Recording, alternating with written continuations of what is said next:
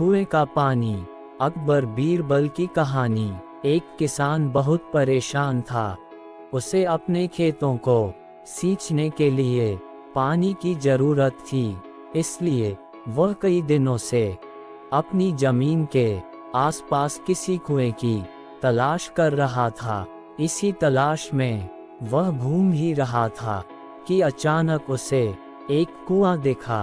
ये कुआं उसके खेतों से बहुत नजदीक था, इसलिए किसान बहुत खुश हुआ। उसने सोचा कि अब उसकी परेशानी खत्म हो गई। ये सोचकर वह खुशी खुशी घर चला गया। अगले दिन वह पानी लेने कुएं पर पहुंचा।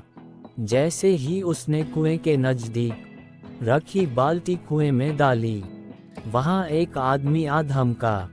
वह किसान से बोला, ये कुआं मेरा है, तुम इससे पानी नहीं ले सकते। अगर तुम इस कुएं से पानी लेना चाहते हो तो तुम्हें इस कुएं को खरीदना होगा।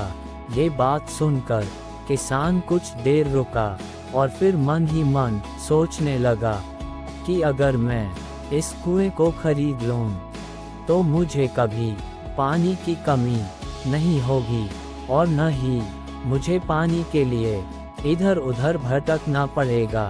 फिर क्या था, दोनों के बीच एक रकम तय हुई। किसान के पास उतने पैसे तो थे नहीं, लेकिन वह यह मौका छोड़ना नहीं चाहता था।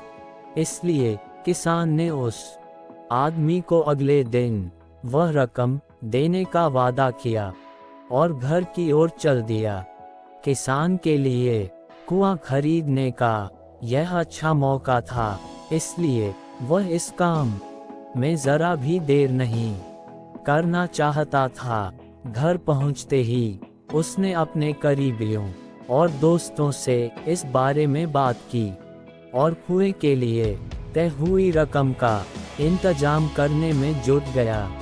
थोड़ी भाग दौड़ और कोशिश के बाद आखिरकार उसने वह रकम जमा कर ली। अब वह पूरी तरह से निश्चिंत हो चुका था कि उसे कुआं खरीदने से कोई नहीं रोक सकता। जमा हुए पैसों को लेकर वह फिर घर चल दिया। उसे बड़ी बेसब्री से इंतजार था कि कब रात खत्म होगी और वह कुआं खरीदने जाएगा। इसी सोच में वह पूरी रात सो नहीं सका। अगले दिन सुबह होते ही वह कुआं खरीदने निकल पड़ा। उस आदमी के घर पहुंच किसान ने उसके हाथ पर पैसे रखे और कुएं को खरीद लिया। अब तो कुआं किसान का हो गया था, तो फिर उसने पानी निकालने में देर नहीं की। जैसे ही किसान ने कुएं से पानी निकालने के लिए बाल्टी उठाए, उस आदमी ने फिर बोला, ठहरो, तुम इस कुएं से पानी नहीं निकाल सकते हो। मैंने तुम्हें कुआं बेचा है, कुएं का पानी अभी भी मेरा है। किसान मायूस हो गया और न्याय के लिए राजा के दरबार में शिकायत करने पहुंच गया। मालूम है उस राजा का नाम क्या था? राजा अकबर। राजा अकबर ने उस किसान की पूरी कहानी सुनी और फिर उस आदमी को दरबार में बुलाया जिसने वह कुआं बेचा था। राजा का फरमान सुनते ही वह आदमी भागा भागा दरबार में हाजिर हो गया। राजा ने उससे पूछा, जब तुमने इस किसान को अपना कुआं बेच दिया तो फिर इसे पानी क्यों नहीं लेने दे रहे हो? आदमी बोला, महाराज, मैंने इसे केवल कुआं बेचा था, पानी नहीं। ये बात सुनकर राजा भी सोच में पड़ गए। उन्होंने कहा कि बात तो यह पते की कह रहा है, कुआं बेचा है, पानी तो नहीं। काफी देर सोचने के बाद जब इस समस्या को सुलझाने में वह नाकाम हो गए तो उन्होंने बीरबल को बुलाया। बीरबल बहुत ही बुद्धिमान था, इसलिए राजा अकबर किसी भी मामले पर फैसला लेने से पहले उसकी राय जरूर लेते थे। बीरबल ने एक बार फिर दोनों से उनकी समस्या पूछी।